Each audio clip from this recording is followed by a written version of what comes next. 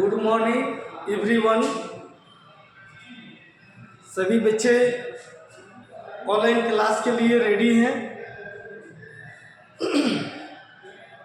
आज हम लोग को पढ़ना है चैप्टर 5। कल मैंने कुछ चैप्टर 5 के बारे में पढ़ाया था। कौन कौन पोस्ट के बारे में पढ़ाया था उसमें जो है मालाबार कोस्ट के बारे में भी पढ़ाया था, गुजरात कोस्ट के बारे में पढ़ाया था। उसके बाद जो है आज हमको पढ़ाना है life in the western coastal planes. ये चैप्टर 5 का ये सब पॉइंट्स दिया हुआ है। चैप्टर 5 में है life in the western coastal planes, पश्चिमी घाटी के पश्चिमी तटीय मैदान के लोगों का जीवन कैसे है उसके बारे में हम लोग को पढ़ना है। तो सभी बच्चे अपने अपने बुक को खोलेंगे और इसको पढ़ेंगे। विशेष रूप से आप लोग को एग्जाम के लिए 3, 4 और 5 कंप्लीट भी करना है, क्योंकि आने वाला जो एग्ज़ाम है उसमें 3, 4 और 5 क्वेश्चन जो है ऑब्जेक्टिव टच किया जा सके। और क्वेश्चन आंसर आपको 3 से 4 तक ले ही आएगा। आप लोग पूरे क्वेश्चन और पूरे ऑब्जेक्टिव को कंप्लीट करेंगे तो हम लोग आज पढ़ेंगे life in the western coastal planes, यानी पश्चिमी घाटों में पश्चिमी तटीय मैदान में लोगों का जीवन कैसे है इसके बारे में पढ़ना है। वहाँ के लोग क्या कौन कौन से फसल ग्रो करते हैं, वहाँ का मुख्य भोजन क्या है, वहाँ का भाषा क्या है, वहाँ के लोगों का पहनावा कैसे है, इसके बारे में हम लोग आज चर्चा करेंगे। The union includes the region includes Gujarat coastal, Maharashtra, Goa coastal, Karnataka, Kerala and the only territories of Daman and Diu and Dadar and Nagar Haveli and the Lakshadweep Island। कह रहा है कि इस क्षेत्र में यानी वेस्टर्न कोस्टल प्लेन्स में जो है गुजरात, तटीय महाराष्ट्र, गोवा, तटीय कर्नाटक, केरला और केंद्र शासित प्रदेश जैसे कि दमन एंड दीव, दादर नगर हवेली, लक्षद्वीप, ये सभी इसमें शामिल हैं। तो हम लोग को पहला पॉइंट से पढ़ना है Gujarat.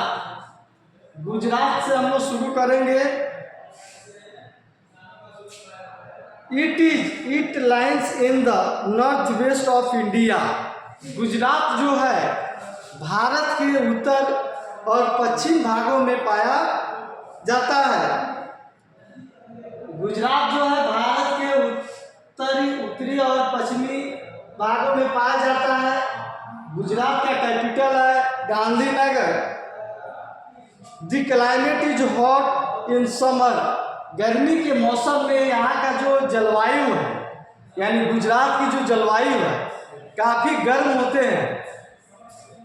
And cold in winter, और सर्दियों के दिनों में काफ़ी ठंडे होते हैं। It receives less rain.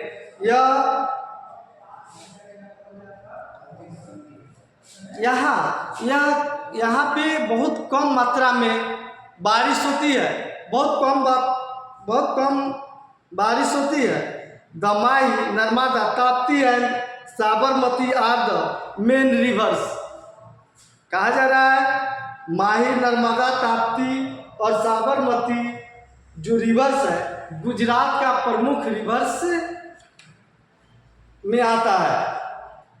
Trading and agriculture are main occupation. वहाँ का जो है गुजरात का व्यवसाय और कृषि मुख्य पेशा है। वहाँ के लोग जो है व्यवसाय करके जीते हैं अपना जीवन यापन करते हैं, कृषि करके, खेती बाड़ी करके जो है अपना जीवन यापन करते हैं। जैसे कि jowar, bajra, rice, wheat, cotton, oil seed and sugar cane are main crops. Gujarat का जो क्रॉप्स है वो आपका ज्वार है, बजरा है, राइस है, वीट है, cotton, oil seed and sugar cane है। Dairy farming is important industry है। यहाँ पे जो है डेयरी फार्मिंग बहुत महत्वपूर्ण है। डेयरी फार्मिंग मतलब जो है दूध का उत्पादन करना। In the white revolution started here. Gujarat से ही व्हाइट रेवोल्यूशन स्टार्ट हुआ था। व्हाइट रेवोल्यूशन का अर्थ होता है श्वेत क्रांति। श्वेत क्रांति का मतलब हुआ कि दूध का उत्पादन। दूध का उत्पादन जो है गुजरात से शुरू हुआ, इसलिए यहाँ डेयरी फार्मिंग बहुत इम्पोर्टेंट इंडस्ट्री माना जाता है। The Amul factory is located at Anand. जो अमूल फैक्ट्री है, अमूल फैक्ट्री आपको आनंद में स्थित है। Gujarat is industrial advanced state. Gujarat जो है बहुत आगे की तरफ बढ़ा हुआ स्टेट है। It is famous for textile, petroleum, fertiliser, salt and diamond cutting industry. इसलिए एडवांस है क्योंकि यहाँ पे टेक्सटाइल है, पेट्रोलियम है, fertilisers, salt and diamond cutting का इंडस्ट्री है। अब जहाँ पे जिस स्टेट में इंडस्ट्री होंगे वह स्टेट काफ़ी आगे होगा और काफ़ी फेमस होगा, एडवांस होगा। The Nano car factory is located at Sanand. अब कह रहा है कि जो नैनो कार है, हम लोग के अपने देश का एक स्टेट है आपका गुजरात, यानी गुजरात से जो है नैनो कार फैक्ट्री से जो है कार हम लोग के शहर में भी आया था। वह जो है गुजरात में है, गुजरात के सनाग में स्थित है। Gujarat and Urdu are main language. अब गुजरात का मेन लैंग्वेज है गुजराती एंड उर्दू, यही दो लैंग्वेज वहाँ का मेन है। Women wear sari and lehenga, वहाँ की औरतें जो है साड़ी और लहंगा पहनती हैं। White main wear churidar and shorts jackets, वहाँ के पुरुष जो हैं चूड़ीदार और शॉर्ट जैकेट पहनते हैं। The main festival is Navratri, garba and dandiya dance are very famous. वहाँ के मेन फेस्टिवल्स हैं गुजरात के नवरात्रि है। गुजरात का मेन फेस्टिवल नवरात्रि है और वहाँ का फेमस डांस जो है गरबा एंड डांडिया है। Dhokla and bhakri are famous snacks. अब वहाँ के कुछ स्नैक्स का नाम दिया है dhokla and bhakri. Bhavnagar and Surat are famous for diamond cutting industry. यानी गुजरात का भावनगर और सूरत जो है आपको डायमंड कटिंग के लिए फेमस है और वहीं पे इसका इंडस्ट्री भी है। Porbandar is famous as the birthplace of Mahatma Gandhi. अब पोरबंदर गुजरात के ही हमारे वीर महापुरुष महात्मा गांधी, आदरणीय माननीय प्रधानमंत्री आपको गुजरात के ही हैं। तो पोरबंदर जो है गांधी जी का जन्म हुआ साबरमती आश्रम ऑफ गांधी जी इन अहमदाबाद। साबरमती आश्रम जो है अहमदाबाद में पड़ता है। There shaking minarets of Sidi Bashir mosque are another tourist attraction. Shaking minarets जो है सीधी वसीर मस्क्यू जो है आपको टूरिस्ट अट्रैक्शन के लिए फेमस है।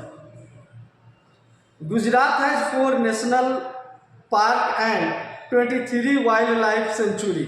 गुजरात में जो है 4 नेशनल पार्क हैं। गुजरात में कितने नेशनल पार्क हैं? 4, और 23 वो जो है आपको वन जीव अभयारण्य है। द गिर forest national park is famous for Asiatic Lions. गिर फॉरेस्ट जो है यह जो है शेर के लिए फेमस है।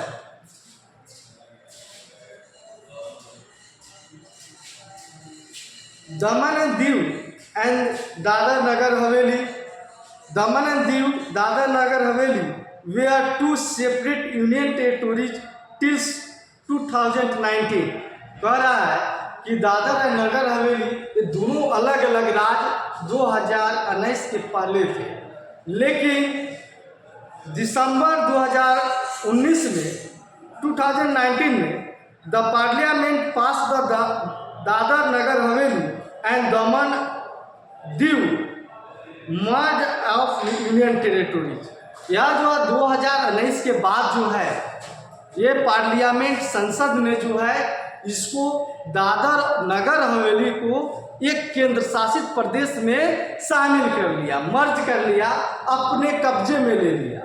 और 2020 में जो है इस एक्ट के अनुसार जो है और नियम के अनुसार, कानून के अनुसार अपने प्रभाव में लाया, which came into effect on 26 जनवरी 2020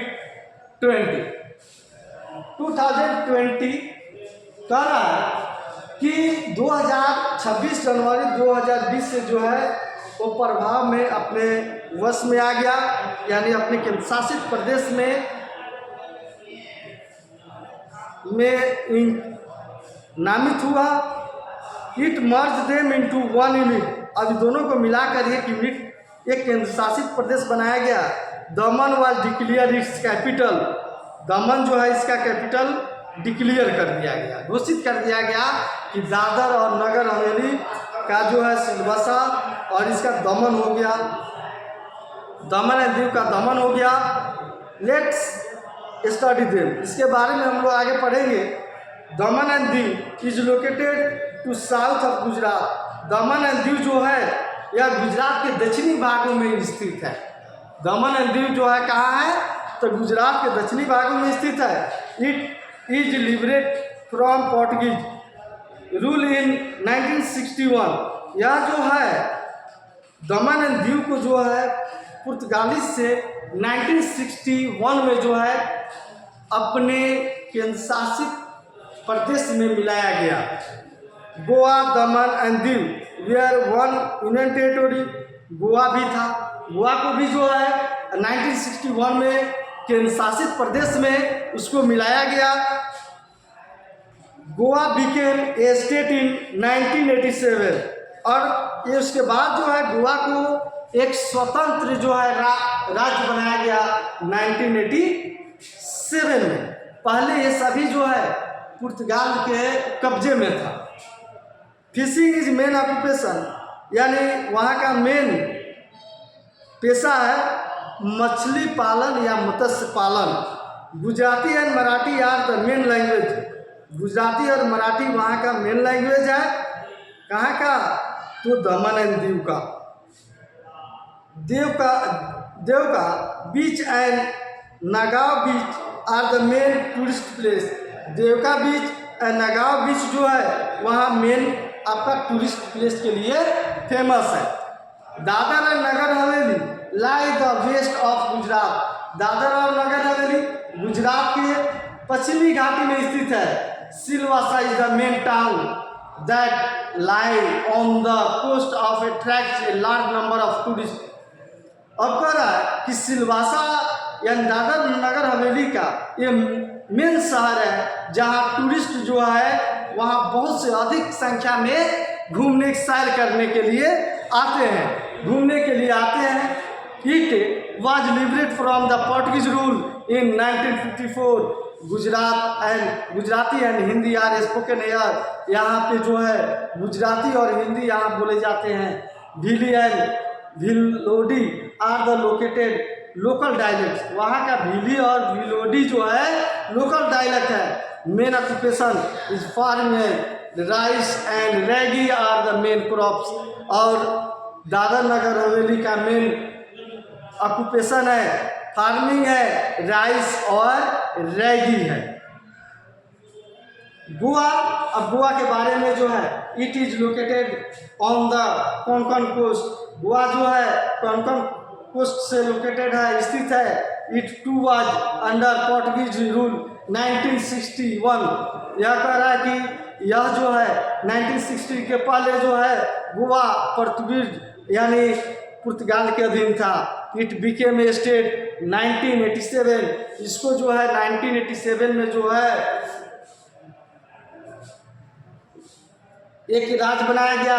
इसका कैपिटल पणजी है। रिवर्स फ्लोइंग हेयर मानवी, चापरा एंड बेटुल। यहाँ का मेन रिवर्स है Mandovi, Chapora and Betul. Fishing is main occupation. यहाँ गोवा का भी मेन ऑक्यूपेशन क्या है? फिशिंग है। Paddy, ragi, cashew and cashew nut are the main crops. यहाँ का गोवा का जो है मेन पेशा तो फिशिंग है, मछली पालन है, लेकिन इसके साथ साथ यहाँ का क्रॉप्स जो है पैडी है, रैगी है, केसव है और कोकोनट है। यानी सबसे अधिक जो है नारियल वगैरह उधर मिलता है। It state is rich in iron ore. यह स्टेट जो है आयरन ओर के लिए फेमस है, यानी आयरन लोहा अयस्क के लिए फेमस है। Konkani and Marathi are the main language. यहाँ का मेन लैंग्वेज जो है यानी गोवा का कोंकणी और मराठी है। Portuguese is also spoken here. यहाँ पोर्टुगीज भी इससे जो है कोंकणी और मराठी भाषा को बोलते थे। Main festival celebrated here are Christmas, Diwali, Navratri and Ganesh Chaturthi. कह रहा है कि गोवा के लोग जो है क्रिसमस मनाते हैं, दिवाली मनाते हैं और नवरात्रि, गणेश चतुर्थी भी मनाते हैं। Famous places in Goa include the, और गोवा का जो फेमस प्लेस है महालक्ष्मी टेम्पल। महालक्ष्मी टेम्पल जो है गोवा में है। बलिसिका बम जेसस, बलिसिका बम जो है जेसस का जो है फेमस है। Vasco da Gama is the largest city and Mormugao is main harbour. Goa is also famous for carnival which is held every year. Goa जो है इस उत्सव को रखता है हर साल फरवरी के मंथ में रखता है। It was introduce by the Portuguese on this day. इस दिन जो है huge parade which band on dance are organise. इसी दिन जो है बहुत धूमधाम से लोग जो है, क्योंकि यह देश जो, यह राज्य जो है पोर्टुगीज से जब अलग हुआ तो खुशी से जो है ये लोग अपना उत्सव मनाते हैं हर साल फरवरी मंथ में। आज का क्लास इतना ही रहेगा। कल हम लोग केरल के बारे में पढ़ेंगे। Thank you so very much.